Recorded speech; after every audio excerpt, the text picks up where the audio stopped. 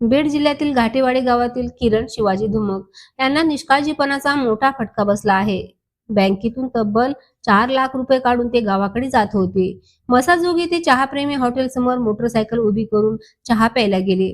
पैसे असलेली पिशवी त्यांनी मोटरसायकलच्या हँडलला अडकवली होती. याच संधीचा फायदा घेत अज्ञात चोरट्यांनी ती पिशवी लंपास केली. किरण धुमक यांनी केज पोलीस ठाण्यात तक्रार नोंदवली असून तपास सुरू आहे.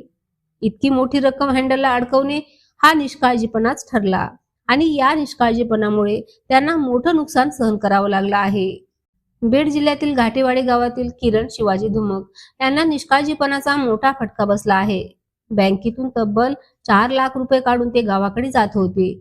मसाजोगी ते चहाप्रेमी हॉटेल समोर मोटरसायकल उभी करून चहा प्यायला गेले.